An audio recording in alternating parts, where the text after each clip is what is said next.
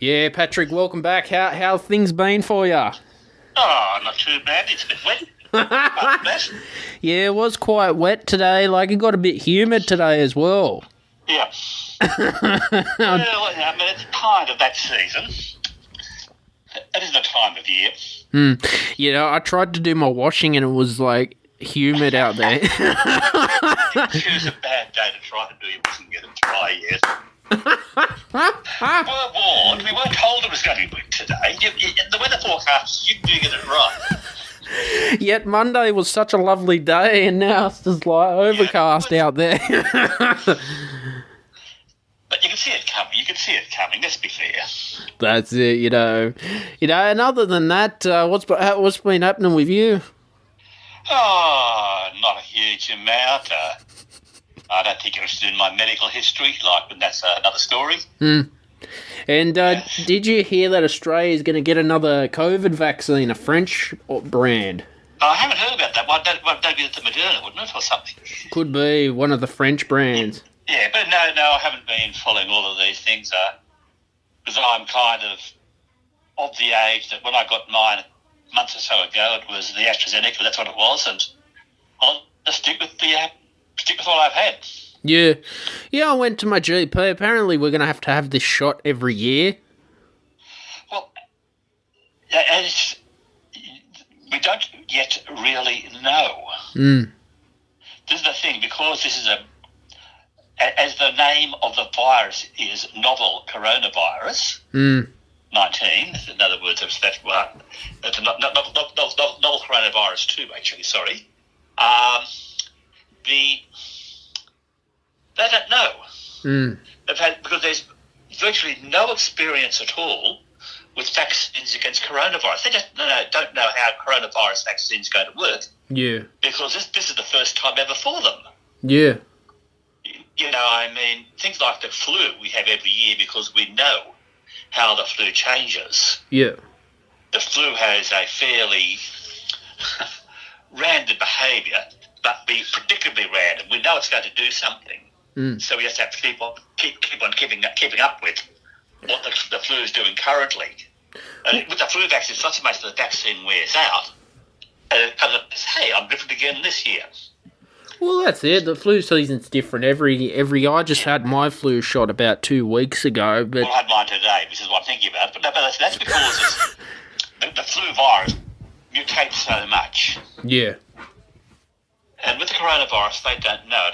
Apparently, I was reading the New York Times this morning. The Pfizer works very well against some of the new variants. It's actually been established, epidemiologically, that the Pfizer works well. We'll just see how it goes.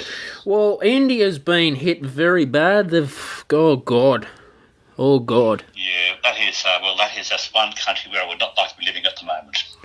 Yeah, and it's all the elderly that, most of the elderly, the second wave's been quite deadly.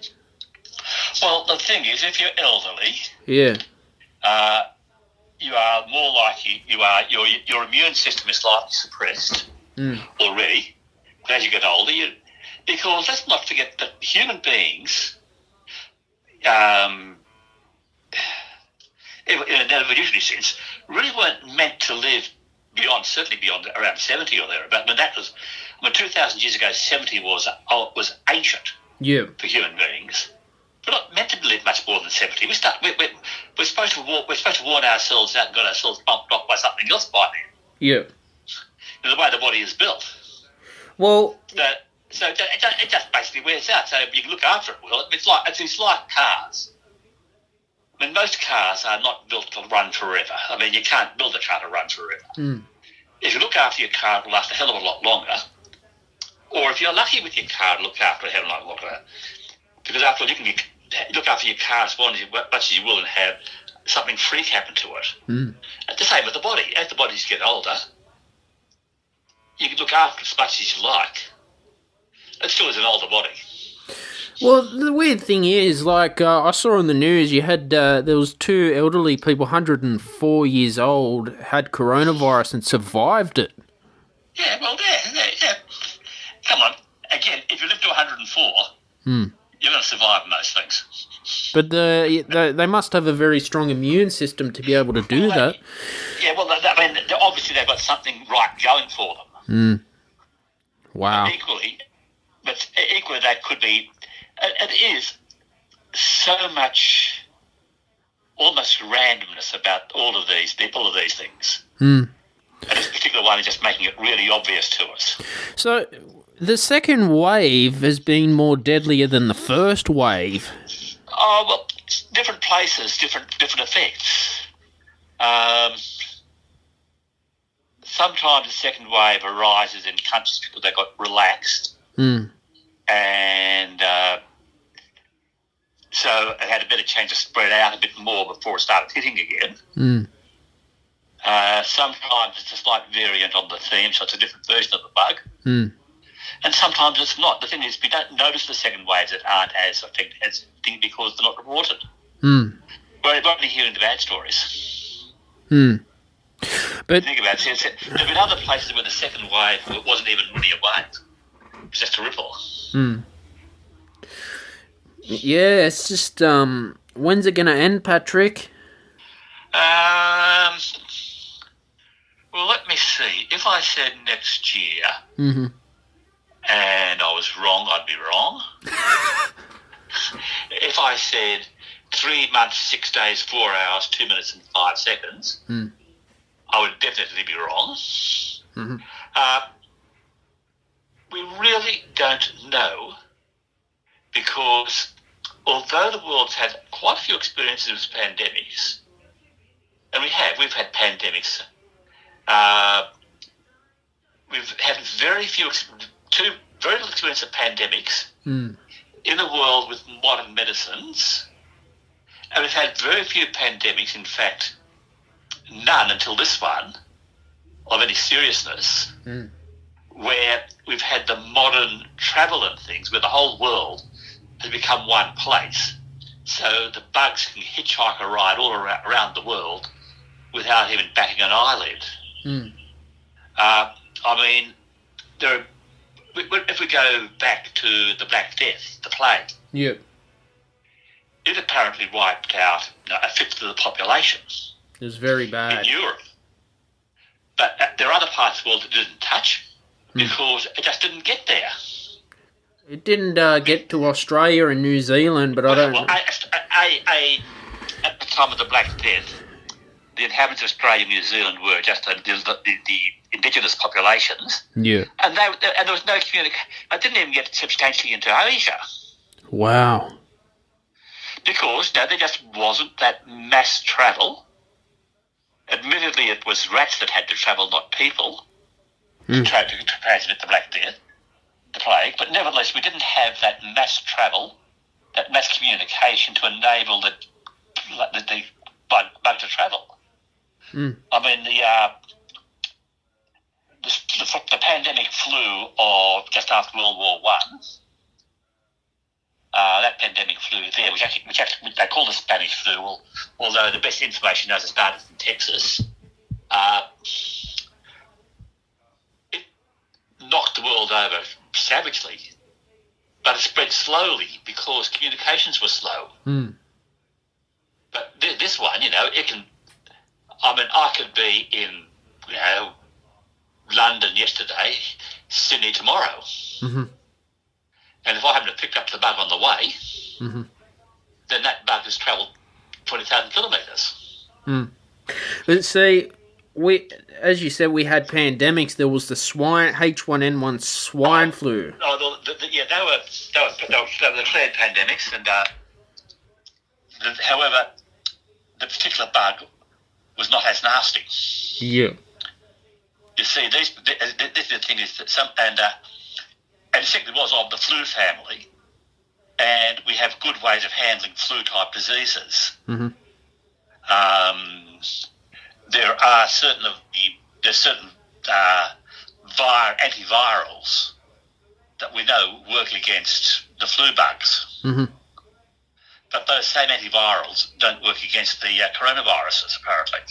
You see, there was no lockdown with the H1N1 swine flu. Well, as I said, because it wasn't as contagious.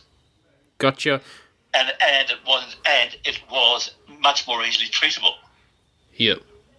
I mean, the thing is with this it had a long history. It was one of the same family of. It was a flu. Mm. And by now we have pretty good treatments for flu. I mean, there are these. I can't remember what they're called. To pick the brand names, but there are certainly antivirals that we can use with a pretty good chance of knocking that bug over. Mm. If you've got the flu bug, there's a good chance that even if you've got the really serious flu bug, they can treat you. But this little beast is a brand new bug. We've only seen this coronavirus in people 2 or 3 times. In fact, this is the second SARS coronavirus they've identified. Mm. The first one was the one that was at the time called SARS. Mm. And it was bad, but it wasn't highly contagious. It wasn't as deadly. This one has all the things going for it to make a perfect killer disease in terms of pandemics.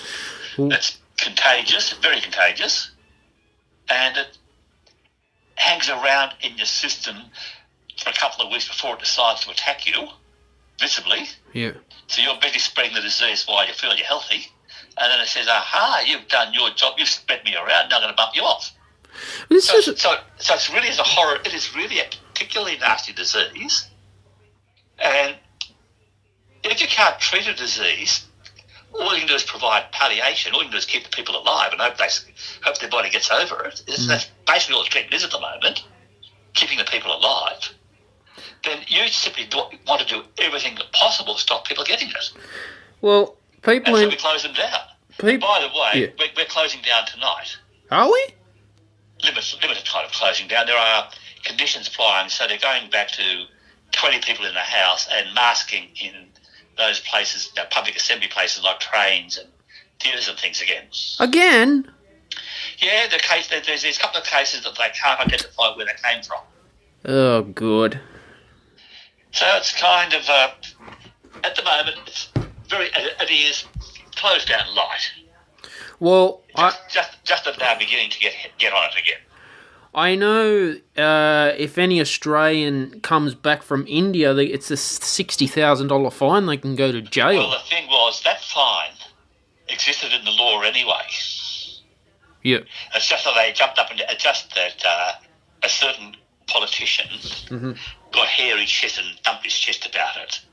Made a point about pointing it out as existence. Who was that, Peter Dutton? I'm not going to... Actually, it was Morrison. Oh. No, there's a whole, jumping up and down about it. But basically, the capacity to impose that fine was in the legislation all along. Mm. But he kind of, but because there was talk about people cheating the system, they jumped up and down about penalties. The real thing is that people coming from India should be actually allowed to come from India and be thoroughly quarantined. That's my belief. Yeah. But that's another story. It's the absolute closing of borders is, well, because it is how we had to keep COVID out in the first couple of major global waves. But even then, at that stage now, there were tens of thousands of people travelling around the world with the disease. Mm. So we'll see what we'll see. Yeah, I'm just getting fed up with it, Patrick. Well, the thing is, I've only met one person so far who actually knows somebody who was heavily affected by it. Yeah. This is the thing. You see, we don't have that. We don't see people who are affected by it directly live as people we know. Mm. I mean, if you're in America, there's every chance that you would know somebody either directly or through one other person who had been severely affected by it. Well, they're crazy over there. They're just the government's just letting people get it. Mm. No. There was some interesting politics about it. is all I'll say. The home of the home of the free and the libertarianism belief, the individual triumphant. Yeah. That is, unfortunately, one of the features of the American, the way the American, and it's not the total American side, but 2/3 of the country did close down pretty thoroughly. Most of the governments did attempt it. It's just that there is this substantial stubborn streak who wouldn't, and then you got so many more people in America that gave the bug again so much more room to play around in. Yeah. And away it went. Shit. A lot to do with it, with America, is its larger population, and actually even a slightly denser. Even though Australians all live in cities, we don't live in each other's pockets. No, not like Europe and. That's it. I mean, in the densely populated parts of the urban areas of places like America and lots of Europe are so much more densely populated. People are just so much closer to each other naturally that the bug says, "Oi, I've only got to go a couple of metres and I'm there." Whereas naturally, I mean, for us, that 1.5 metres, that 1.2 metre separation wasn't really much of a challenge because that's about what we do naturally anyway. Well, this whole social distancing goes all the way back to the Black Plague and the Black Death. Oh yes, I mean even in those days you would do this. Yes, you would keep away, but that was you'd keep away from people who had it. The idea of keeping away from each other wasn't thought about. I mean, the idea of distancing everybody from everybody is a much more modern idea. In fact, when you think about it, this is the first time that I've been aware of it actually becoming a social norm, something that was established as something we should do. Wow. Up until then, now we've kind of had, be careful, wash your hands, think about wearing a mask if you were sick. You see here, for us, things like that. But nowadays, it's keep your distance, wash your hands, wear a mask, sick or not, because if you don't know you're sick, wear the mask and you won't attack anybody, and things like this. So the thinking of this has been much stronger, admittedly. And we've just been a bit lucky. We have to admit that because of just various factors. Well, the weird thing with the coronavirus I don't understand is you can have it but have no symptoms. Well, that's it. Most viruses are like that. You can carry a virus or a bacterium, and most viruses you can be carrying it, and your body might be handling it. It might be kind of reaching a kind of a balanced status. I mean, the classic one is the so-called Typhoid Mary. Who was a lady who was an asymptomatic carrier of typhoid fever, which is a singularly nasty killer. She had no problems with it herself. She just kind of carried on her normal life, including being a cook. And people around her were falling over like nobody's business. And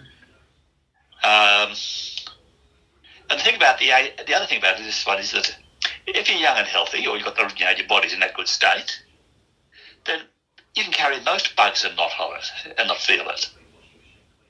I mean, you can probably have a cold and not know it. Yeah.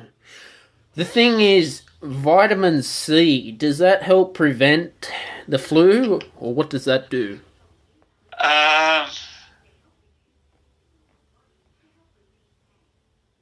It is better to say the absence of vitamin C makes you bloody sick. The presence of vitamin C stops you getting a couple of singularly nasty conditions. I mean, the scabies, singularly nasty disease. Basically, It used to be what we call the ship's disease because sailors would just come home dead because their body was short of vitamin C. That's what the word vitamin actually means, life force. They're the things that need for life. However, the vitamin C as a preventative, the jury is still essentially out on it. There is some evidence that makes the immune system work a bit better, but not to the extent that people who championed its cause believed. So don't not take vitamin C, but vitamin C is water soluble. If you take, large doses of vitamin C, as they say, you end up with very expensive urine. It just goes straight through your body and comes out the bottom. Yeah, well, that's what's going to happen. Yeah, so basically, a lot of these things, all you're doing is passing. You drink it, you get it into the system, and then it just goes straight through, and out it comes again. You can get too much of a couple of them.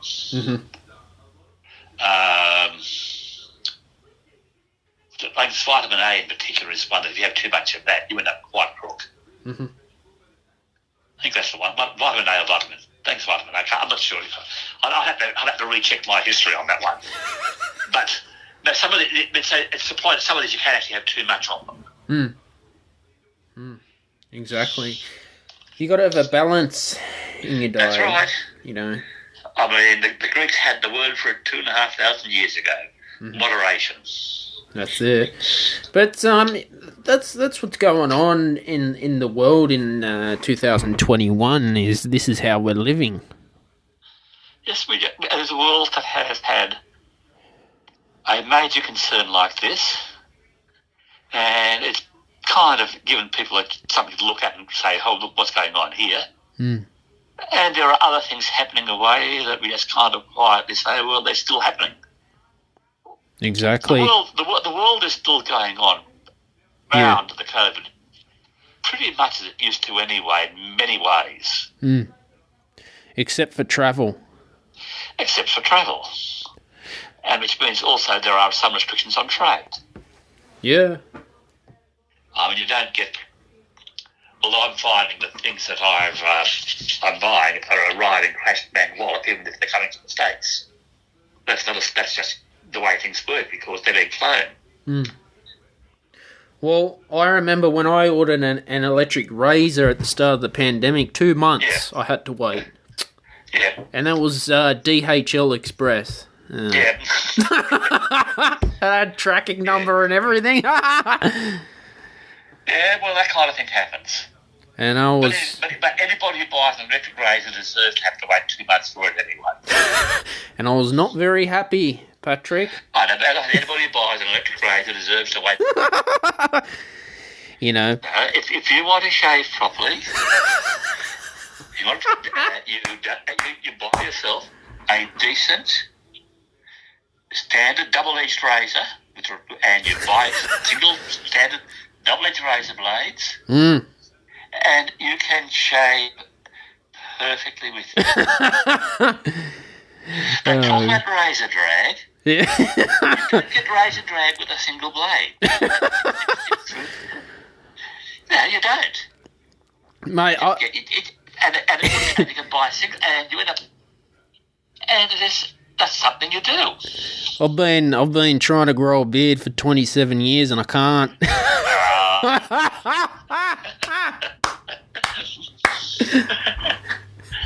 I won't go down any of the cause and effects with that. Yeah, I'll just... Whereas just way back 70 years ago, it is over 70 years ago now. Yeah. Over 50 years ago, I just stopped shaving one. And it said, no, and I said, "Oh, I've got a beard."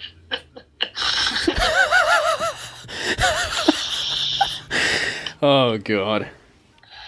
And you kept it since then, I shaved it off because I had to do it because it wasn't well enough established at one stage for the position. And then it was over Christmas holidays. I actually grew it.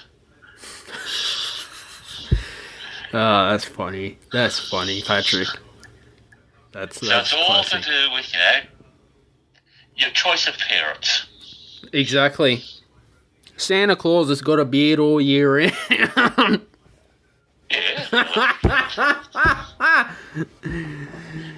Oh, man. Oh, God. But other than that, how's St. Vincent de Paul going for you? It's going well. Yeah, you getting busy? Sorry? Have you guys been busy?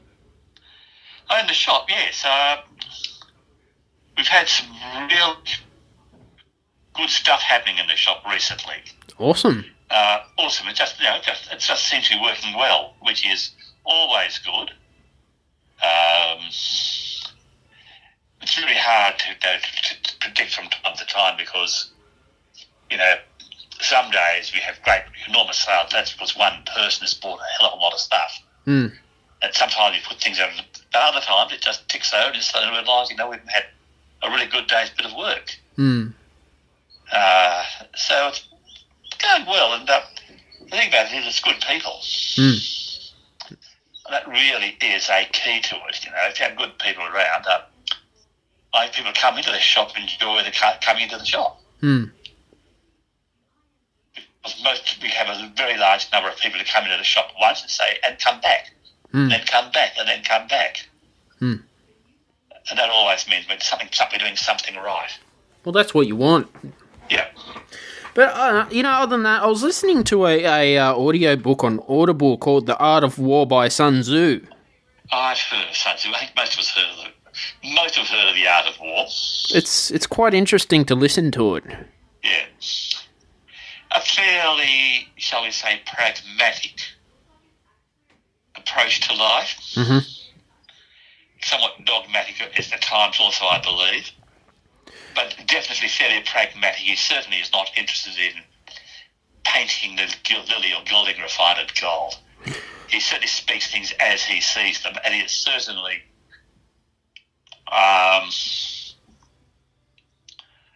one would say, to some extent, it is an amoral text. In other words, he doesn't justify what he's doing in terms of right or wrong. He justifies it in terms of the fact that you have a war to win. Wasn't he a Chinese military general? Well, he was general. Yeah. He has a Chinese name. Yes. It is a Chinese text. Yes. No, it's interesting. It's something I've listened about 3 times. I'll keep listening to it over and over again. Yeah. It's very interesting. Yeah, well, as I said, it's just something that's a lot of people read it I'm not saying read it, as a set of rules for the general living of life. Mm-hmm. And might be something like this. It's because saying the psychological theories that he embraces, the understanding of people, because it is essentially a book about how people behave. Mm-hmm. And they do try to transfer it over to general life. Mm. But nevertheless, he is still coming from a very specific viewpoint with very specific functions in life. Mm. So it's a little bit stretching the friendship, shall we say, to take it as instructions for living. Well, speaking of generals, if you read The Fortunate Life by A.B. Facey, there was a time when he was in Gallipoli and the generals just didn't care about all the dead bodies. And he got quite angry at them. This is often said.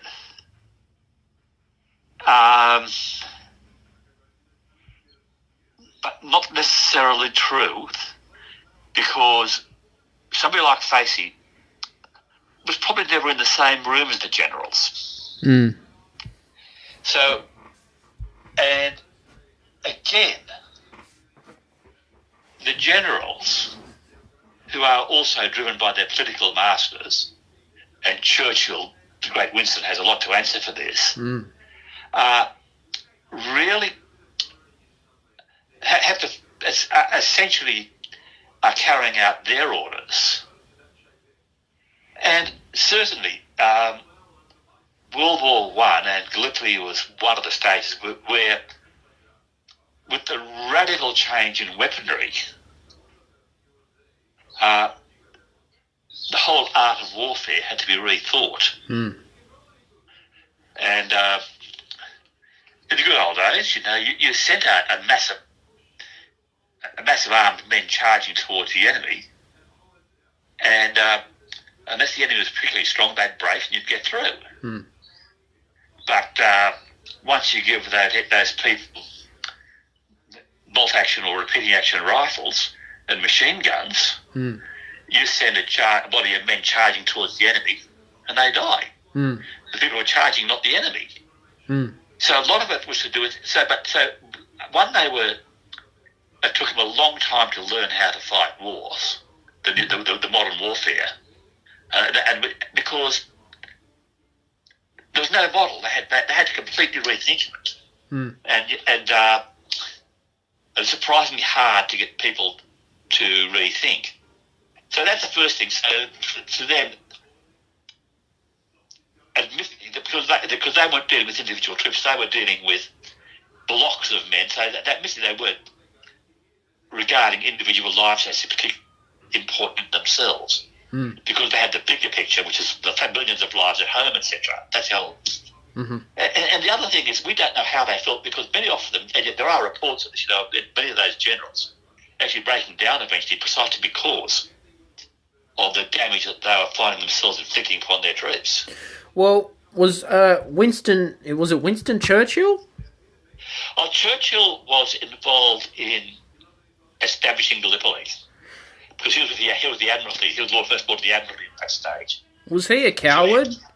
Sorry? Was he a coward? No. He was never a coward.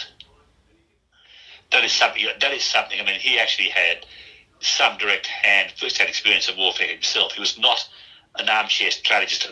No. I would never say that of him. Because when soldiers came back from World War One in the Great Depression, they were very angry at the government. Yeah, well, if you've fought in a war, yeah, it's in Facey's book as well. Yeah, and if you fought in the war, yep, two things happened, and it's still happening. But in particular after the wars, all of a sudden at the end of the war, there's a very large number of men who have been damaged, psychologically and physically, coming back. And if there's plenty of work for them, and for instance, after World War II, we had, my goodness, about 20 years of reconstruction that went very, very smoothly. But if you had some years after World War One, you had those. Unless you have a mechanism for looking after those damaged people, and that was this whole idea of looking after them was a really one phenomenon. They ended up feeling like they'd been left on the trash heap, and when the economy fell over, it was these men who became among the first victims of the economy falling over as well. So yeah, they were entitled to be unhappy with the government letting the economy fall over. It was the government's fault. Well, because A.B. Facey got injured in the war, he ended up having a military pension. Yeah. But I don't know, he had to go through a lot of board of directories. Got injured quite bad. Yeah. Well, this still happens. I mean, there's still all sorts of rules and regulations about who's entitled to what, and you've got to make sure people who aren't entitled, and this whole thinking of that still happens all the time. Yeah, it happens apart from with the war veterans too. All the hoops that people have to jump through to get the various types of government assistance. I'm not going to use the word welfare in this context. People who they have to stay alive. It's quite sad. It's quite sad. And they just get the trouble is the Defence Force just throw you out. They don't care what you do when you leave. We've got a separate department, supposedly the separate minister to look after the veterans. See, we have a Department of Veteran Affairs, which is a separate body altogether to the Army. Oh, I've heard they're quite bad. It's a separate body, yes. Yeah. But like Vietnam, for instance, soldiers came back and then people were just spitting on them. They were treating them like garbage. That's another story again, because I'm precisely of that generation. Did you go to Vietnam? No, but I'm of that generation. In fact, yeah. My birthday was one day off from the day that came out in the raffle. Ah, okay. So I missed out by one day and having to go. My birthday was one day off. And being selected for Vietnam. Lucky you stayed. Sorry? Lucky you stayed in Sydney. Sorry? Lucky you stayed. No, it wasn't in Sydney, but I stayed, so I never actually had to. But I had quite a few of my contemporaries obviously went. Yep. And the thing about the ones returning was that this was a war that had a couple of things going on about it that made it different. First, it was on television. Television? Yeah, this war was on television. Oh, God. So we, at home in Australia, were seeing events happening in Vietnam. We were seeing the killing. Not in those, as we used to with the two world wars, once a week on the big screen in these very, very carefully edited newsreels with the big patriotic voices. We were seeing this being reported by news reporters pretty much as it happened. So we were seeing a lot more of the death and the injury and the maiming, even though there was actually absolutely fewer of it, than we did in the wars. So we were seeing the effects of the war. And the other thing was, there was, across Australia, a massive opposition to the war. There are a lot of people asking, this is the first one Korea had the similar, but this was the first one where really a lot of people were saying, what the hell are we doing in this war in the first place?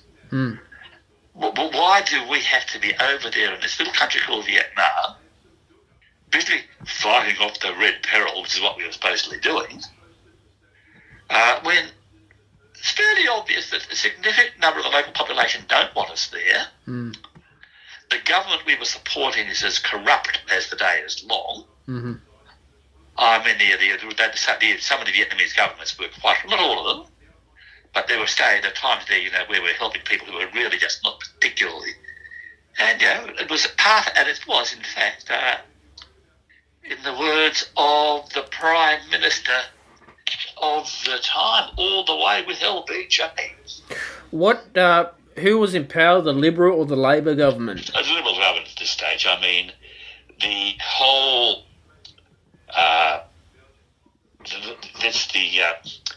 the first movement of any kind of Australian into Vietnam was,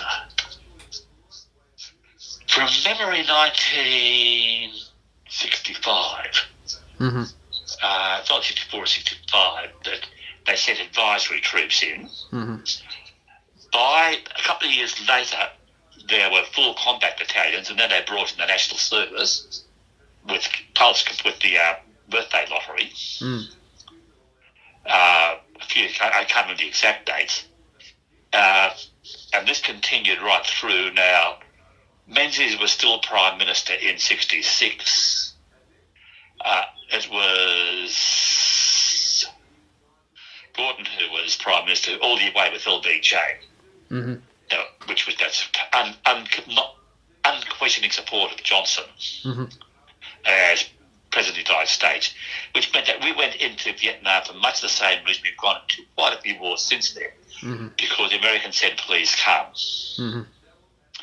Although there is actually evidence that we asked them to ask us.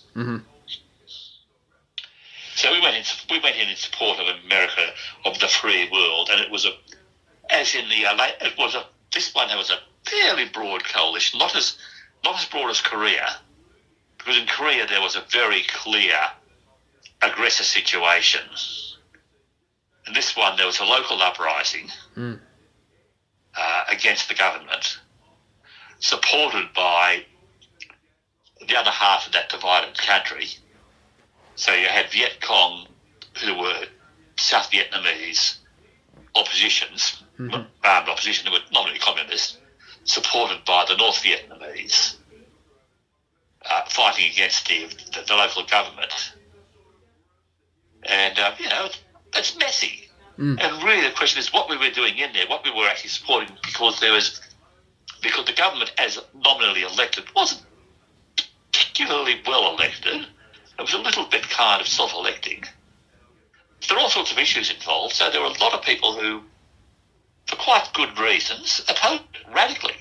And this meant that anybody who was fighting in that war was taking part in what was regarded as an immoral act. So if you come back saying, I was involved in this immoral act, then, well, it's interesting. In the early days of the Vietnam War, the RSL wasn't accepting Vietnam veterans. Wow. Jesus Christ. Yeah, I mean, well, nowadays, it's because it's not a proper war. So, if you were conscripted and you were employed, why did the government have a right to take you out of employment? Oh, because the government has the right to conscript people. It's kind of nowhere. There's no constitutional right to not. But see, national service has been around forever. But the conscription, they're not paid soldiers. That's the problem. They're paid soldiers once they join the army. Oh. But once you join the army, you become a soldier. So even back then, they were paying veterans. No, they were paid. Once you were conscripted, you became a soldier. So you became a paid soldier. Oh, okay. But you weren't a lifetime professional soldier. Because World War I and II, they weren't paid. I don't think. The World War I and II, they were all. Once they were in the army, they were paid. Yeah. They were voluntary members of the membership of the army was voluntary. Yeah. But they were paid. Once you were in the army, you were paid whether you were conscripted, because we didn't have conscription for either of those wars. Yeah. So they were all voluntary armies, but all members of the army, armed forces, have always been paid. Gotcha. Also, I rephrase that. In Australian history, they've always been paid. Yeah. And in fact, it's a long tradition. I mean, you go back to even certainly, they talk about the King's Shilling, they certainly go back to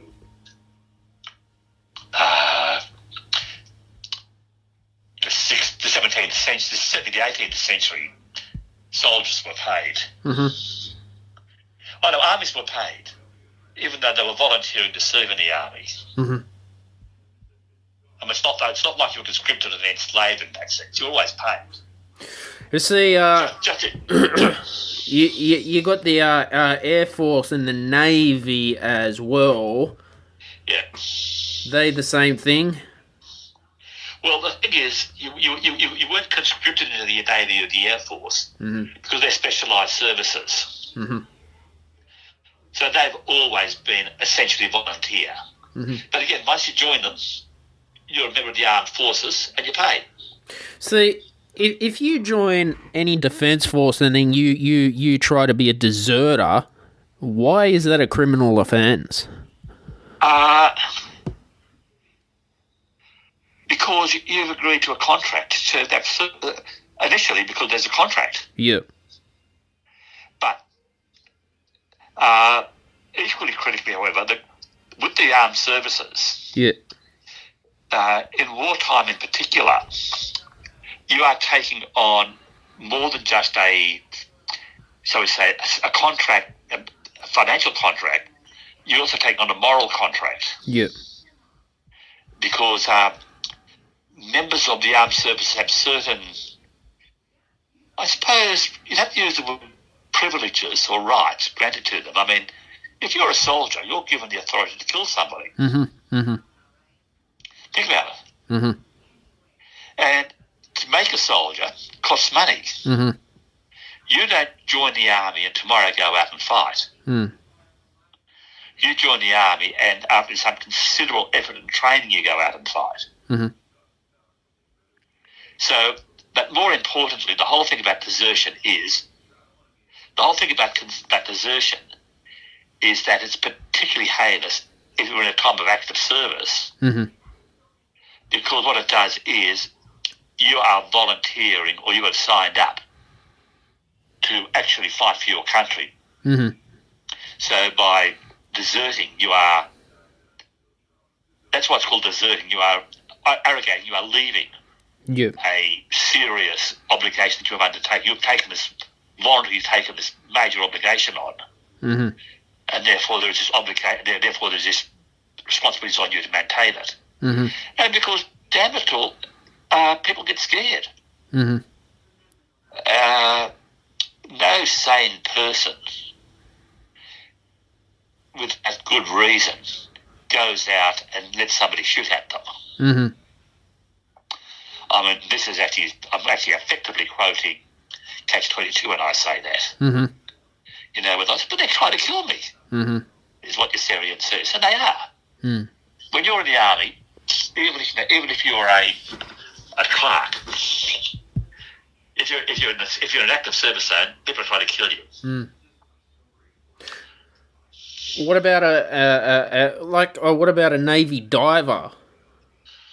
Well, all of these. The thing is, these are highly specialised things. That's the Navy diver. That's dangerous. He's not trying to directly kill him, but he's putting himself in a position where he's likely to have all sorts of other nasty things happen to him. Mm. And if he is a Navy diver in an active area, like if you're a Navy diver trying to clear mines, yep. Well, the person who put the mines there put them there with intent to kill people. Mm. And you just happen to be taking on the job of kill or be killed yourself with those mines. If you're a Navy mine diver, as some of those mines in World War II in particular were, or attempting to sabotage enemy vessels, trust me, if they knew you were there, they would do their darndest to make sure you didn't finish the job. Well, to be a Navy diver, why is that a highly specialised job? Have you ever tried diving? No. Right. At the simplest level, it requires a very high degree to do the kind of work that divers do. Mm-hmm. Any kind of diver. Forget the Navy. Yeah. To work as a diver places significant physical demands on the body. Mm-hmm. That is, okay, you have the machine to breathe with, okay. Mm-hmm. Okay, but nevertheless, you have to be capable of handling yourself that machine under quite trying conditions. You end up. I've only known one saturation diver who was a bloke who actually worked at depths continuously, and he was a cripple. A cripple. A cripple, effectively. God. Oh yeah, because this kind of work places all sorts of pressures on the body that's not designed for. Yeah. And think about it, if you're working, let's make it a fairly shallow depth. If you're working at only 20 or 30 metres underwater, wearing a diving apparatus, and anything goes wrong, what happens to you? Well, you run out of oxygen. Yeah, what happens to you? You die. Well, you don't end up very well. Yeah, I mean, there are significant intrinsic risks involved in this kind of job. And it's why, some of these jobs you have life expectancy. I mean, I'm not sure. They talk that some of these jobs are really just the life expectancy is really very short. It's not a long career. And if you're a Navy diver, you're working in a situation where you're almost certainly handling things that go bang in the night. And if you're handling things that go bang under difficult circumstances, because you're not sitting there at a nice dry bench top with this tick-tock device, you're under 30 metres of water, trying to handling something that goes tick-tock, boom. Yeah. It is a seriously dangerous job. Okay. Some of them, it has been glamorised in American popular culture. See, the job is not the glamorous job of television shows. Well, even to make it in, it's not easy to be a Navy diver. Exactly, because you've got to pass the physical and the mental tests, because it's like any of these specialised, because it requires physical capacity. You've got to be able to swim a kilometre. Yeah. Could be able to swim kilometres. That requires physical capacity. You've got to have mental capacity to be able to work under extreme stress. Well, it's not. Of course, it's hard to get into. It's not only that. You got sharks, great white sharks that Look, things like that to a diver are nothing. Are you serious? Seriously, they're not the real problem. The real problem is the water. Shit. The water itself, the environment itself. I mean, sharks, how many sharks are there, do you think, really? Hmm. And a shark's not going to attack you most of the time. Why bother? Well, they like surfers. Well, no, they don't. I mean, more people get hurt driving through the beaches than ever get hurt in the water. Hmm. You're 10 times as likely to be killed by you're more likely to be struck by lightning while you're driving to the beach than you are getting hit by a shark. Yeah. Now, there are things like this. I mean, the real terrors, the real problems of life, as I said, but the real thing is, although all of these things are highly skilled and highly specialised, they are not the highly glamorous jobs that are made out in television shows about them. No. It is hard, dirty, grinding work. And most of these specialised units were like that. Mm. But, and here is one of the problems if you've been following the story about the special services is, because they're hard to get into, because it's a very tight, particularly grinding work, you tend to form a club among yourselves. You become special and separated, and you tend to sometimes get a little bit up yourselves, a little bit over self-important, and think yourselves a little bit above the law. Mm-hmm. And this can be the problem. Well, what's been going on with the Australian SAS That's what I was talking about. Doing war crime? Well, basically, the thing, as I said, this is what I've essentially answered that already. Basically, these kind of groups become, or can become, something like a bit of a small club. Mm. You know, we are an elite group of people. We are special because we've had to train so hard. And the other thing about them was that these particular groups of men were so highly skilled and highly specialised that they were overused. Mm. They were sent back and placed into the same situation too many times. So they started becoming immured. They started accepting the violence around them as being something that was normal rather than something that most soldiers accept as something extraordinary. Mm. They became a bit case-hearted. This is the other argument. That really, a lot of the fault with the SAS was the government's fault in making them the sharp end of the spear all the time. Mm. Yeah.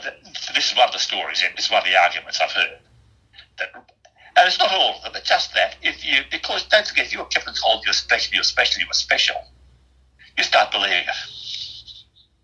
Just to wear a green beret. Mm. Yeah, this kind of thing, yeah. And essentially they are... And they are special in one sense, but they use words like elite. Mm. Whereas to me, I think the better word is special, because they are different. And they are in some ways more skillful than other troops. Mm-hmm. But not necessarily more skillful. They have more specific trainings rather than skills, and they have different weaponry and different operating authorities. Mm-hmm. So all of these things make them different, and sometimes that difference overtakes them. Yeah. What about fighter pilots? Same thing. With fighter pilots, the modern fighter pilot essentially operates on his own. Mm-hmm. The World War II pilots were slightly different because they were in squadron and they tend to fly together. But a modern fighter jet is a machine in its own right. Mm-hmm. And again, to be a fighter pilot, you have to have certain physical capacities and certain particular skills. And they're not going to put you into a driving a machine. You know, that's what's a modern fighter plane cost, $50 million, $100 million? Yeah. Unless they believe you're going to be able to do the job properly. So they are going to pick and choose about who they let loose in these machines. Well, you have to be the right body height and weight as well. You have to be the right height. You have to be size and weight, yes. I mean, basically in World War II, the shortest men actually went into submarines. Wow. Because submarines are small. Mm. And particularly at that stage, you put a lot of people into a tin can, you don't want many 185 centimetre, 150 kilo bodies wandering around in a submarine. You can't. They won't fit. Yeah. So really, submariners tended to be small, and the fighter pilots tended to be smaller. Mm. The thing is, submarines, I've been in one in Sydney, the beds are so small, Patrick. Jesus Christ. It is. When you get inside, you realise how small it is, yes. God. Another one, I've been in that one myself too, yeah. I don't know how people can sleep in that thing. Oh, you had to. God. Yes, so this is it. So if you think about armed services, the various branches of the armed services each put their own special requirements on the people carrying them out. I mean, in the really bad old days, you had the cavalry, who kind of run around on horses, swashbuckling, but at the same time. See, why is it that they like soldiers who... Cavalry. They like soldiers who are like 6 foot for some reason. And you wouldn't want a cavalry man. You wouldn't want a cavalry man to be all that big either, because you need a good power to weight ratio to a cavalry man, because you've got a horse to carry. Yeah. So you don't want huge men in the cavalry. I think what I say was they actually, in many ways, occupied the same niche in the army structures as the tank did later. So a cavalry graded. If, as he went charging into his opponents in the opposing army, the bloke he was charging on was a well-equipped set of pikemen, and these 10-foot long sticks with pointy ends on them that he just put down the ground and pointed at you, and all of a sudden your horse couldn't get close to him. And if a cavalryman had his horse killed from underneath him, he was then underarmed and undertrained against a foot soldier. So all of these, and that's why since especially in the modern army, certainly in the British Army, you'll have a around horse one day. Yeah. They still have ceremonial cavalry in a big way. And those cavalrymen, 6 months later, they'd be driving a tank around, because that's what the cavalry actually do now. They become tank drivers as well. Well, see, as I was saying, what you were breaking up again before. Why is it that the army want like men who are 6 foot for some reason? Good power and weight, power and strength. Because if you're a foot soldier, what the foot soldiers that have to keep on keeping on. They have to be, the stronger you are, because they want strength. Yep. Because the stronger you are, that you can carry your rifle further. You can aim. If you're stronger and solid, you can aim your rifle better. And when it comes to the really pointy end of fighting, which is still when you get close to your enemy, and you're using the pointy thing on the end of your rifle, if you're 6 foot tall, you can stab somebody who's 5 foot tall before he gets close to you. But also, let's not forget, if you line up 10 6 foot, you line up 100 6 foot tall men and put them into bright uniforms, that'd be good as well. So a lot of these, the 6 footers, they don't want you to be of a reasonable height. But some of the regiments that have ceremonial functions as well. Mm. Want their soldiers to be of a uniform height so that when they kind of get out there on parade, they all have nicely lined up for height and they look good. Mm-hmm. Mm-hmm. Because that's also important because, surprisingly for an army, looking good helps the army feel good. Mm-hmm. If the army looks good, feels good. If the army feels good, it fights better. Mm-hmm. Mm. Exactly. No, but highly specialised jobs are very, very difficult to do. You know, to see like if you were to be in the SAS and then they give you the beret, they don't have a huge military parade. Oh no! This is because this is a private event. Yeah. Because the SAS is not a ceremonial unit. Yeah. This has been that's and as I said, and what they do is they keep it. And by not having the big parade, they're making it more, as I said, more of our local little club. It is us. It is we who are doing it. Mm. It's part of the esprit de corps business. It's part of the image. It's part of the way they shape themselves. Mm. It also makes that a little bit more mysterious. It doesn't hurt either. Mm. See, I think the British they go over to Belize in Africa to train in the jungle. Yeah, they go to all sorts of places. And to sleep in the jungle. Sid doesn't have much jungle on Earth. Mm. Australia does. Mm. We don't have to go to overseas to trade in the jungle. We just hit up north and we find some pretty good jungle to trade in already. You can in the Northern Territory. Oh, Queensland's where they used. Yeah. Jungle training school. There was jungle warfare. There were jungle warfare centres in Vietnam in particular. So Australia is big enough that we don't have to go overseas. We just find places where there's some good jungle to trade in the jungle and some good desert to trade in the desert, and they also trade in the ice. Mm.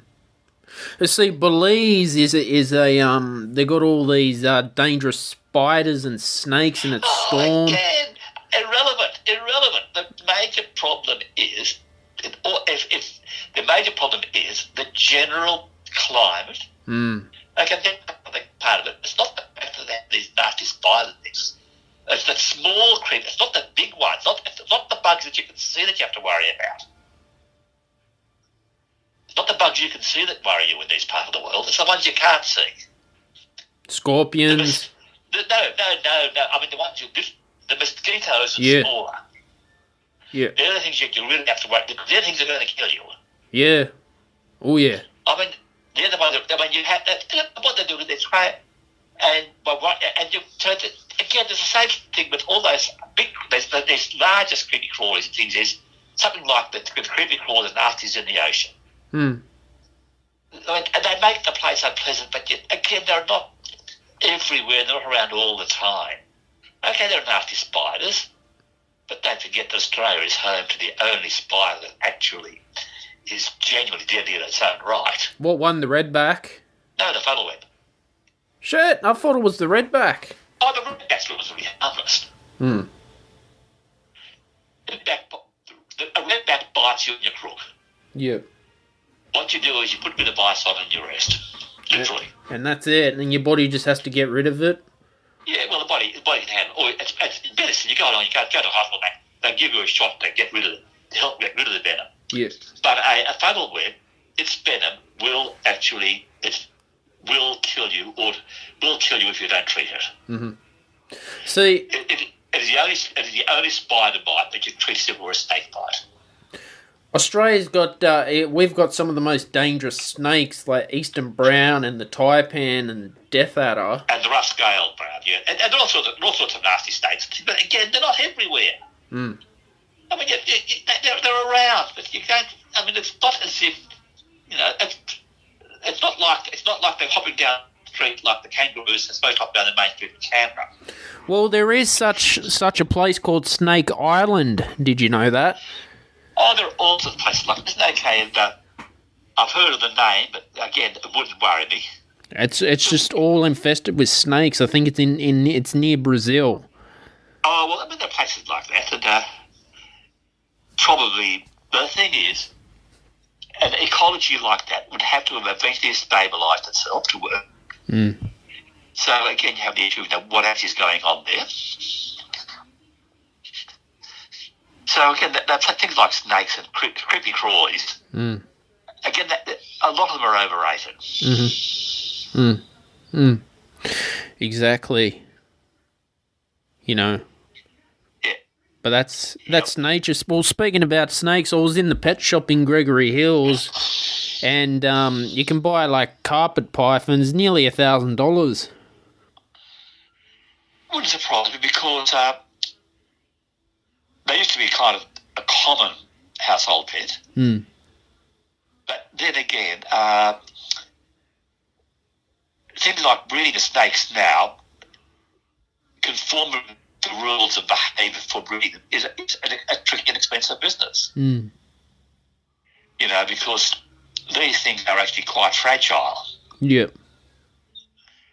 And you've got to maintain their health, and you've got to treat them properly. Mm. And blue-tongued lizard, $500. Same thing. Mm. I almost had one. You consider a pet news. I just had one living under my house. Mm. I haven't seen it for years, but there was one briefly living around under my house. Yeah. Because the same thing to breed them out of their natural environment. And also, part of it is to actually discourage too many people from doing it because it's essentially cruel. Mm.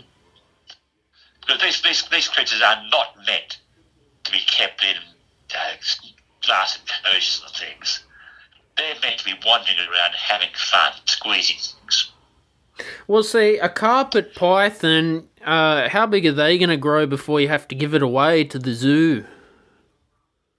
Carpet pythons remain manageable in size. Yeah. It's still, I think it is a bit cruel to keep it in the glass. That's what I was saying, yes. Yeah. I mean, really, it's like fish. You don't really, even fish need a lot more space than most people imagine. Mm. Birds too. Birds as well. A bird more so. Birds move more because birds.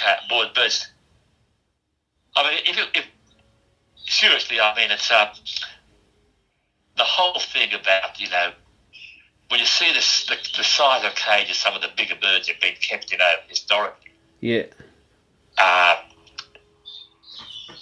It really is, when you think about it, the most cruel, quite cruel. Although, again, some of them are.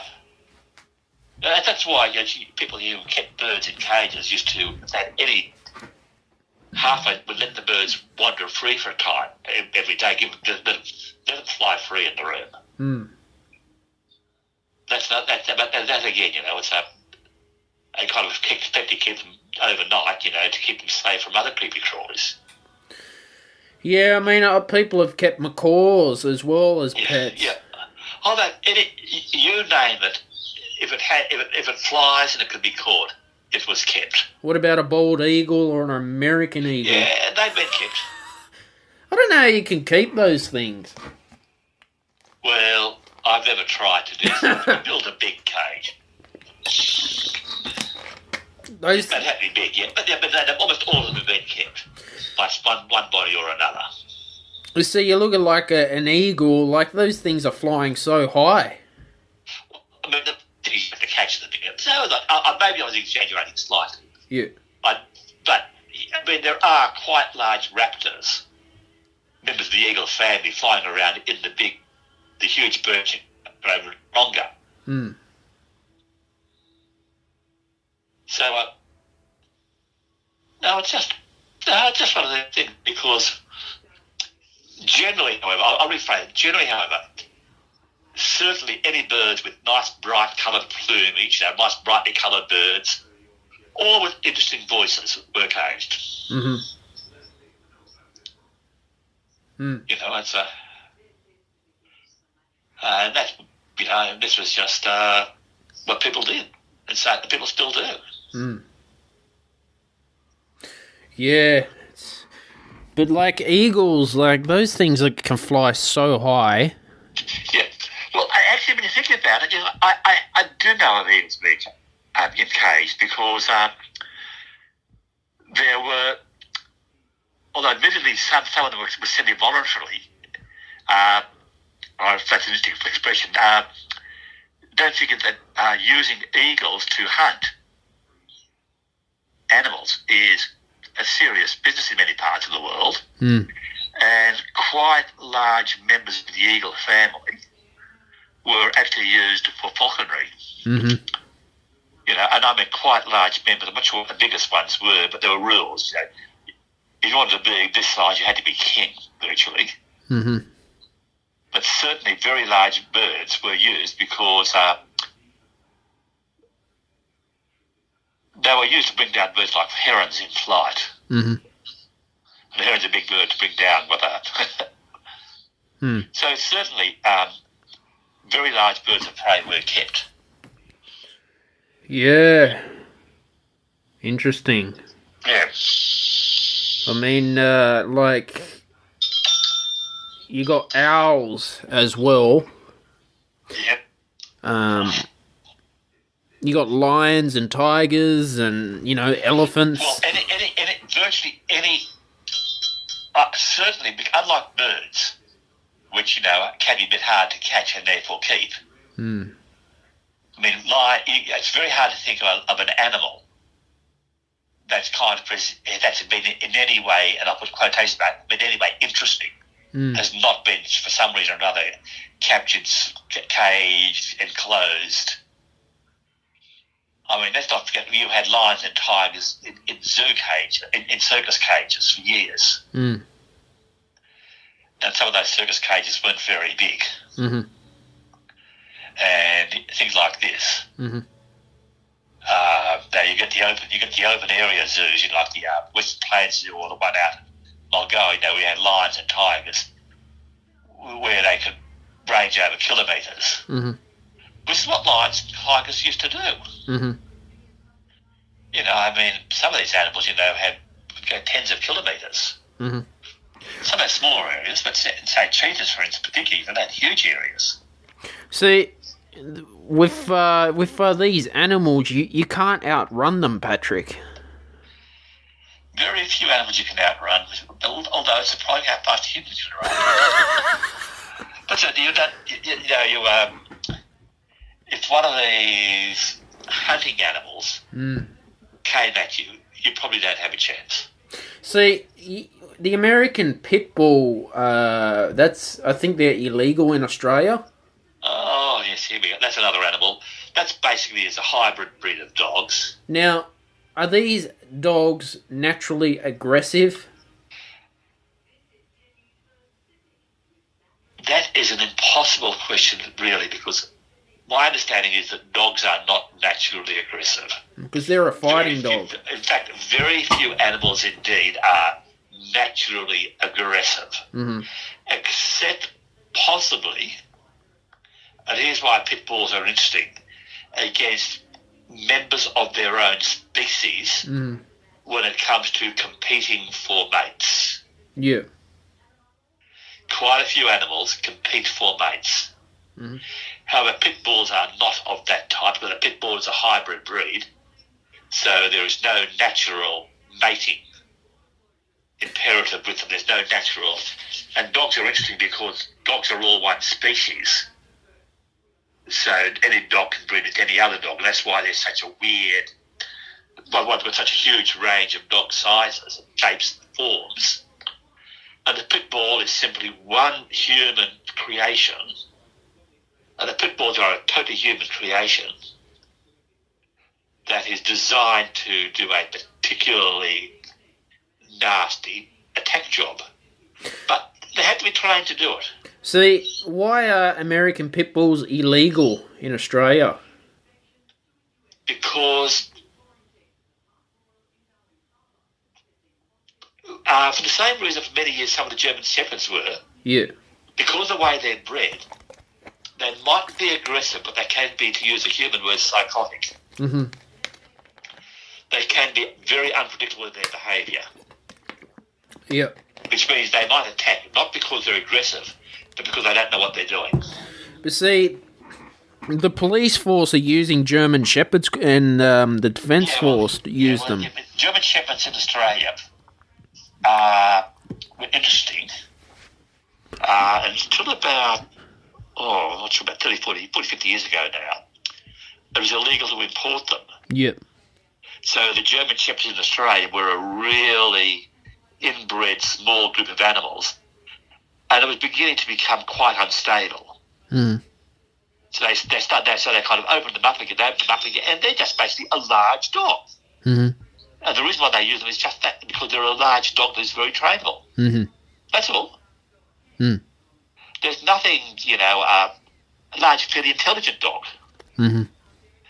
And the main reason why you choose any kind of breed of dog for work is its physical capacity to do the job and its capacity to be trained for the job. Mm-hmm. So if a dog comes from a breed that has got a good sense of smell, then you try, and it is trainable, it becomes a scent dog. Mm-hmm. And a lot of police dogs are scent dogs. A lot of police dogs are things like Labradors. Mm. But if you want a dog that is capable of handling people, then the German Shepherd has that certain authority about it. A German Shepherd looks like an authoritative dog, so you respond to it as if it were an authoritative dog. Mm-hmm. When you look at them, they are large, impressive dogs. And it has that whole look about its face that is, I am intelligent enough to know what I'm going to do, and I'm going to do this. Mm-hmm. So it's interesting, that one of the breeds of dog that people had trouble with, which is the Bull Mastiff, mm-hmm. was bred precisely to not be a dog that bit. Mm-hmm. It's meant to be a dog that was solid and close to the ground, mm-hmm. so that it would take people down by using its weight. Mm-hmm. It was a gamekeeper's dog, originally the Bull Mastiff, and its job was to not bite the poachers, but literally lean on them. See, some of these dogs have got a locked jaw, and apparently if they latch onto you, they don't let go. Oh, well, again, that's a bit of mythology. Yep. They all have similar musculature. Mm-hmm. There's no mechanical click that locks into place like that. Mm-hmm. Where the Bull Mastiff, the American Pit Bull, the human being, and the hyena and the lion all have basically the same jaws. Mm-hmm. Because one of the bones is missing. That's one of the bones that the snake has in this jaw, which is how the snake can open its mouth so much bigger, has disappeared from our jaw and gone into our ear. Mm-hmm. Which is a fascinating story in its own right. Mm-hmm. So the human jaw and all these other jaws, we've got an upper and lower jaw, and it's all held in place by muscles. Mm-hmm. That's it. But some have much more powerful muscles than others. Just stronger muscles. Mm-hmm. That's how the animal's been bred. So maybe that species with big, strong jaws were bred with other big, strong jaws, and over the top they've got bigger and stronger jaws. That's all. Mm. But this locking and latching, I really find hard to accept. Mm-hmm. Mm. Like, you got Chihuahuas, right? Yeah, they're the other extreme, yeah. They're a pain in the arse.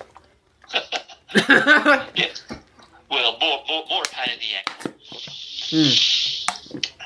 I think, you've got dogs ranging from Chihuahuas, or even smaller, up to the Mastiff in size. You've got dogs, you've got dogs that people can literally ride on, and dogs that you can carry in your pocket. But see, Chihuahuas sometimes think that they're bigger than everyone. Well, yeah, this is a lot of small dogs do. But then at the end of the day... Well, a lot of small dogs, And with a lot of animals, by occupying a lot of space, by aggression that is, they can actually protect themselves better. Mm-hmm. You see, if you bounce around and make yourself look big because you're bouncing around a lot, it's what they do, essentially. Other creatures say, hey, this little thing, it's hard to look at. It looks bigger than it is. And it's clearly more aggressive than me. So other creatures who aren't really interested walk away. Don't want to. They say the fight's not worth it. Yeah. So basically, it's actually a way of preventing fighting. Problem is, if the bigger creature does fight, it's gonna. Oh yes, I mean it loses. That happens. Yeah. Although again, not always. Because sometimes small speed can beat big slow. True. Not always.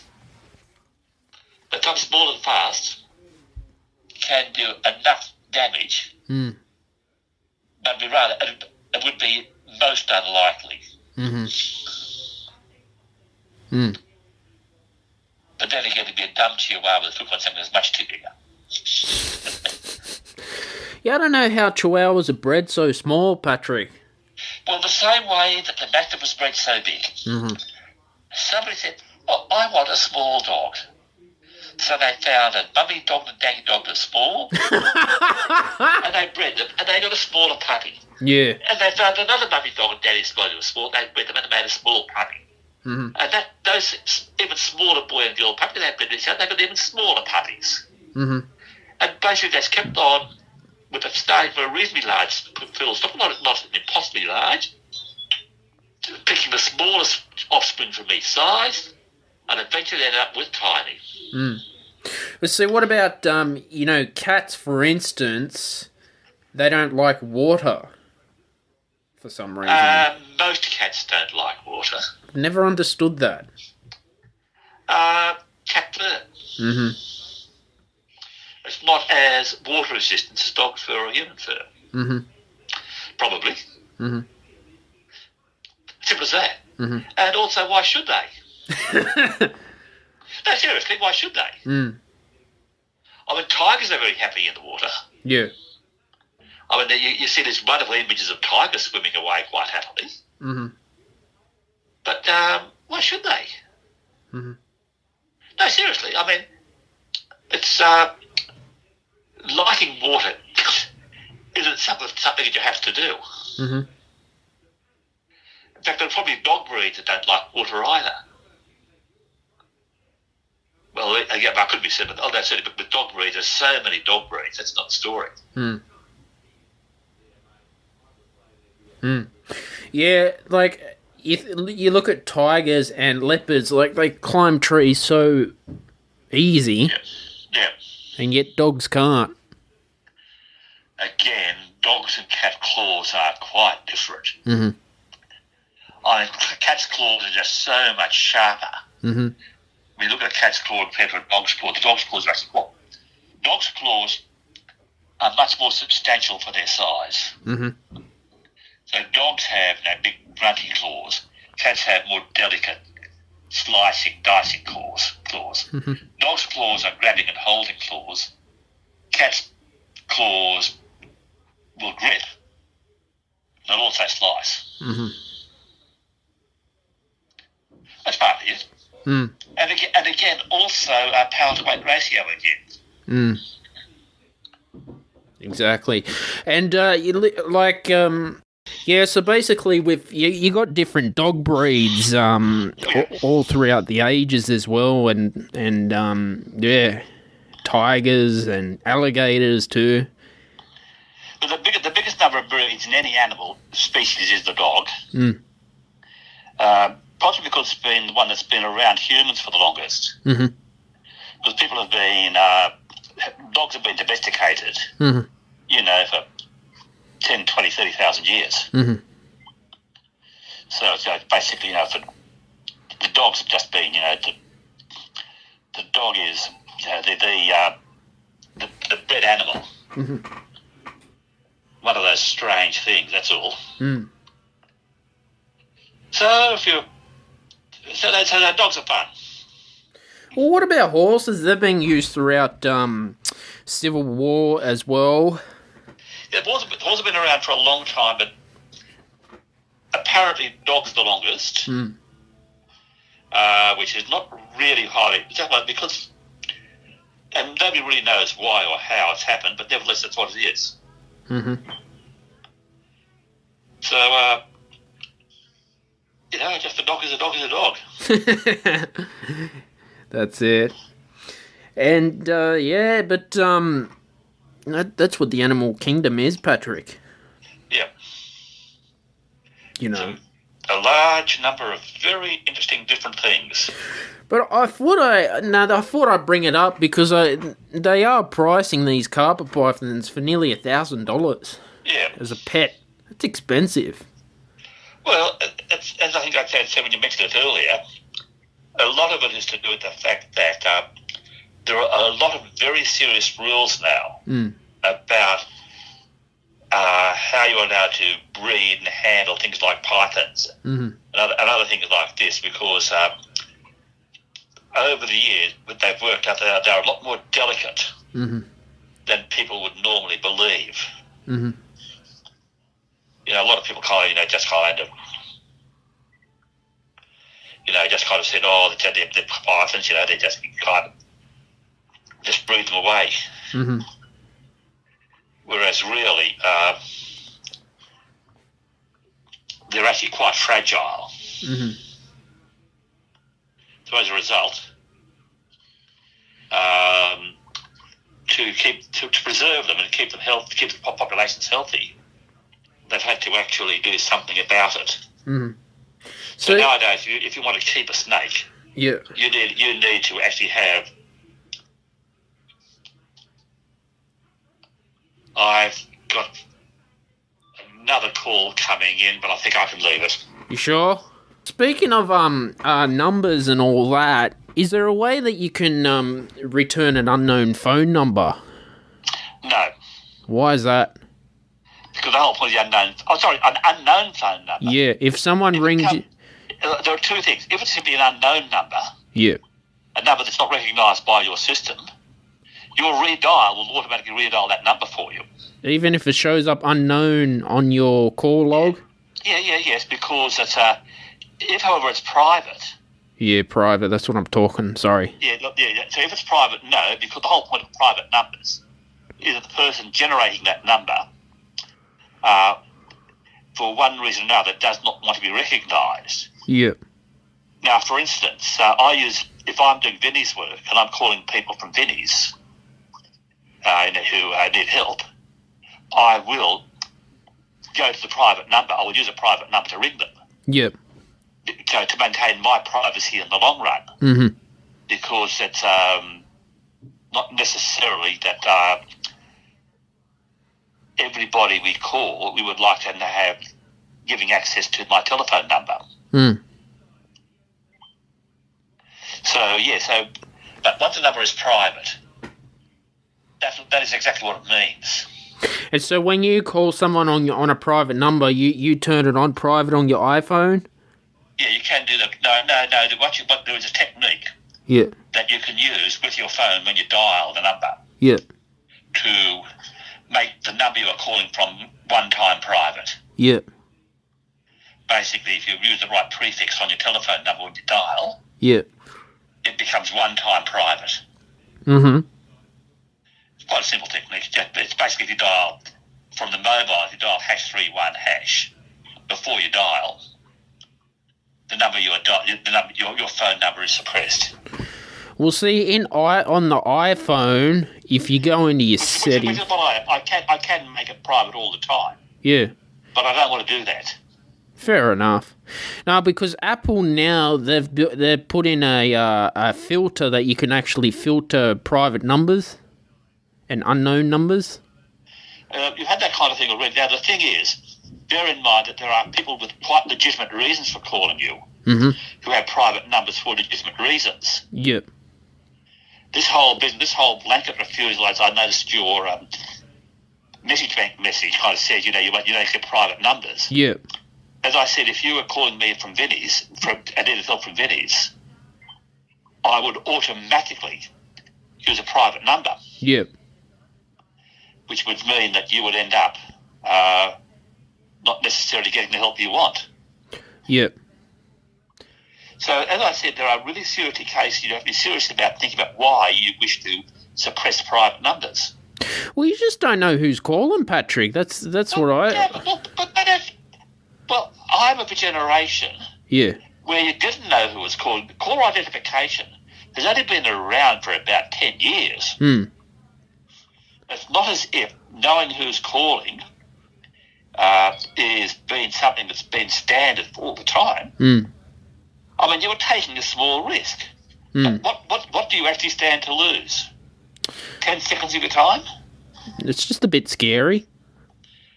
Well, you don't know if the government's calling you or the authorities. If the government's calling you, then they have an absolute right to call you, don't forget. You'd rather them send you a letter in the mail. Yeah, well, sometimes it's better for them to call you, but again, most they don't.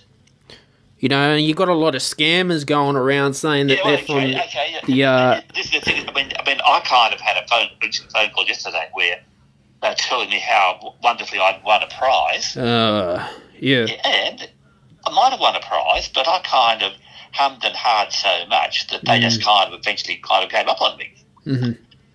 I mean, there are ways of dealing with it without kind of saying, I'm not going to listen to anybody who I don't know. It's not that. If you rang me on a private number, but then you said in my message bank your number, I will return your call. No.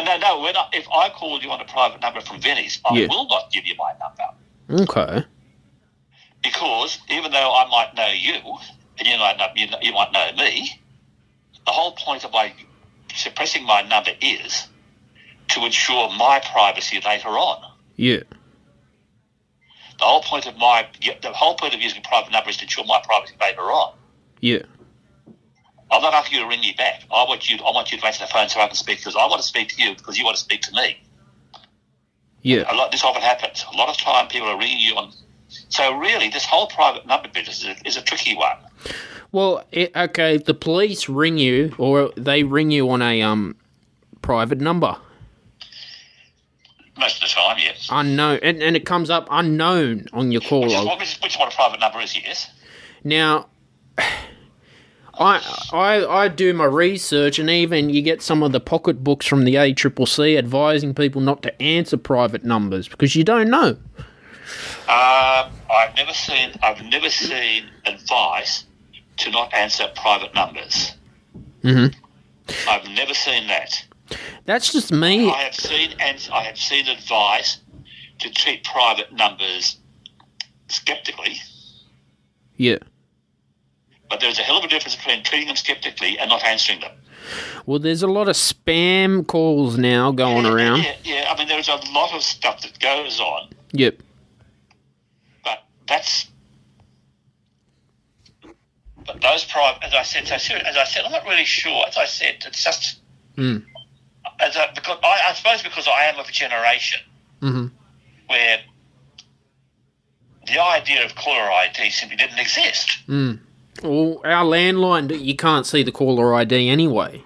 That's what I mean, yes. I mean, the whole point of caller ID is, a novel feature. And sometimes these features have been invented to create a solution to a problem that never existed.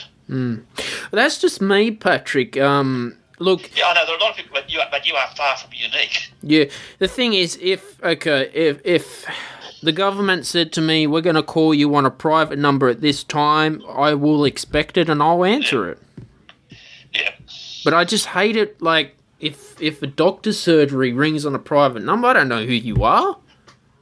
Well, the doctor's surgery might call you on a private number precisely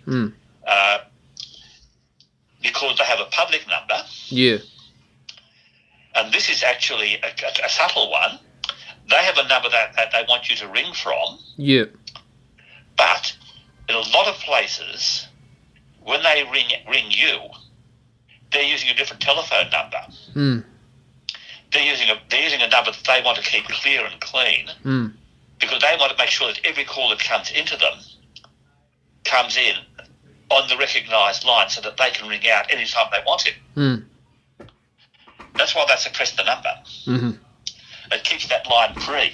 Mm-hmm. Gotcha. So it is about good practice. Mm-hmm. They use a second telephone line to ring. Mm-hmm. That's how telephones can be rigged. And with that second telephone line happens to be, by making it private, they are maintaining the integrity of their main line. Mm-hmm. That's all. It means that they can ring you up. Mm-hmm. Because don't forget, doctors have occasions where they need to ring somebody up now. Mm-hmm. It's important for them to be able to ring up. You know, people ring up so that they can get so they can actually get onto, things like hospitals, etc., or other services. Mm. So they're not trying to be sneaky. They're not trying to get you. They're just trying to maintain practice. That'd be my reading of it. Mm-hmm. So it's one of these things. As I said, I honestly believe that a lot of this, they've created this capacity to do something, and a lot of people now do it because they can,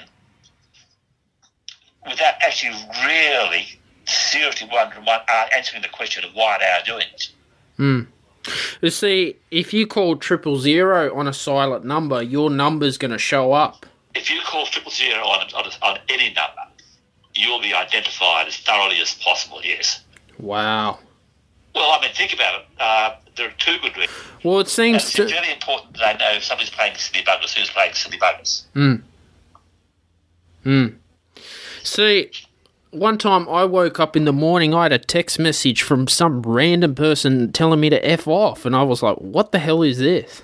Yeah, well, that's it. But that would happen silent number, private number or not, because people, they just randomly generate them. Yeah, that was weird. Oh, well, you do get some weird people in this world of ours. So I just ignored it. Best thing to do. Yep. Block it. Which iPhone is good. You can block numbers too. That's what I like about the iPhone. Yeah, if you can't, that's it. I mean, if somebody's silly enough to play silly buggers and tell you who he is at the same time. Yeah, his number showed up. Enough, yeah. You know. But, no, it's like, if you register your car at Service New South Wales, they know who you are.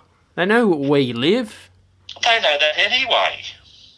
Well, don't forget, the whole point of Services New South Wales is they know who you are. Heavens to Betsy. That's their job.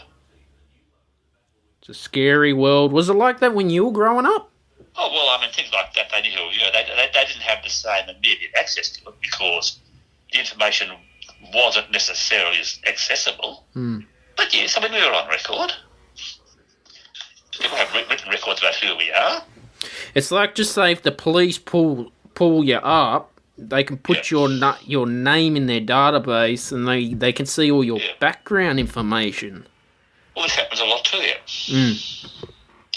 Well, actually, there's a lot of information, and again, for a lot of these things, a lot of these cases, it is probably very useful for them.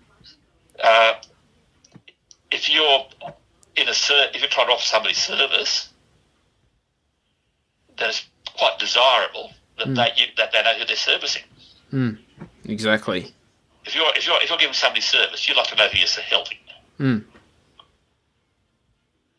So that's important.